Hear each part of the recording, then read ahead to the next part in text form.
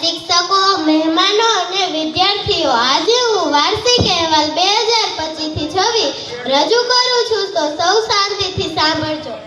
તો ચાલો હું તમને મારી શાળામાં થયેલા વિવિધ કાર્યક્રમોની ઝાંખી કરાવું. મારા અહેવાલને 3 ભાગમાં રજૂ કરું છું. 1. સાંસ્કૃતિક કાર્યક્રમો અને ઉજવણી. 2. શાળામાં ચાલતી સહઅભ્યાસિક પ્રવૃત્તિઓ. 3. ભણતર અને વિવિધ પરીક્ષા. તો આવો આપણે સાંસ્કૃતિક કાર્યક્રમો અને વિવિધ ઉજવણીની યાદ તાજી કરીએ. હોળી ધૂળેટીમાં તમામ બાળકો અને શિક્ષકોએ ભાગ લીધો. ખૂબ આનંદથી રંગોની પિચકારીઓથી ઉત્સવ રંગબેરંગી બન્યો. ત્યાંથી આપણે જઈએ શાળા પ્રવેશોત્સવમાં, જેમાં બાલવાટિકાના નાના નાના ભૂલકાનું શાળામાં સ્વાગત કર્યું, ઇનામોનું વિતરણ થયું. ત્યાંથી આપણે ચાલીએ ગણેશોત્સવમાં, જેમાં વાજતે ગાતે ગણેશજીનું પૂજન અને વિસર્જન કર્યું. મારી સાથે ચાલો હું તમને અનુભવ કરાવું.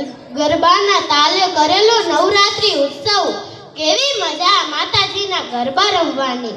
અને હા, શાળામાં ઉજવાતા રાષ્ટ્રીય ઉત્સવો 15મી ઓગસ્ટ અને 26મી જાન્યુઆરી કેમ ભૂલાય.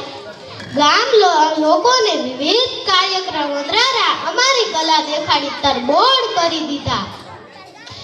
ગામ લોકોને વિવિધ કાર્યક્રમો દ્વારા અમારી કલા દેખાડીને તરબોળ કરી. ગામ લોકોએ ખૂબ લોકફાળો અને ભાગીદારી દાખવી એકતાનું ઉદાહરણ આપ્યું.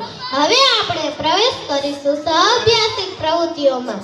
ગુણોત્સવ, જેમાં શાળાને 360 ડિગ્રીમાં ચકાસીને A ગ્રેડ મેળવ્યો. સાથે સાથે બાળ મેળો, રમતોત્સવ, વાર્તા કથન, કલા મહોત્સવ જેવી પ્રવૃત્તિઓમાં શાળા તાલુકા કક્ષાએ મોખરે રહી. શાળામાં આનંદ મેળો, ફ્રૂટ ડેકોરેશન, વેશભૂષા, જાદુના પ્રયોગથી બાળકોને કેવી મજા આવી, જેના શબ્દો મારી પાસે નથી. હવે આપણે ભણતરની ચોપડીમાં ડોક્યું કરીએ.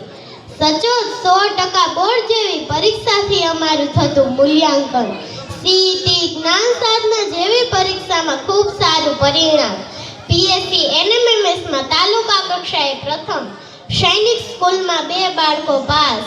નવોદયમાં જિલ્લામાં માત્ર 1 શાળા, જેમાં 4 બાળકોનું સિલેક્શન.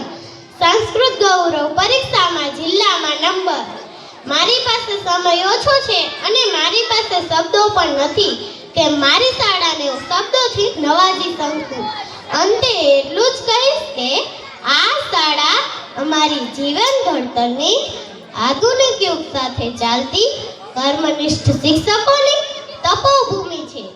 મારી શાળા બાળકો અને શિક્ષકોનું સ્વપ્ન છે, હૃદયનો ધબકાર છે, જેમાં ભણતરની સુગંધ છે. અંતે એટલું જ કહીશ કે લહેરો સે ડર કર નૌકા પાર નહીં હોતી, લહેરો સે ડર કર નૌકા પાર નહીં હોતી, કોશિશ કરને વાलों की कभी हार नहीं होती. મારા અહેવાલની યાત્રામાં જોડાવા બદલ આપનો આભાર. જય હિન્દ, જય ભારત.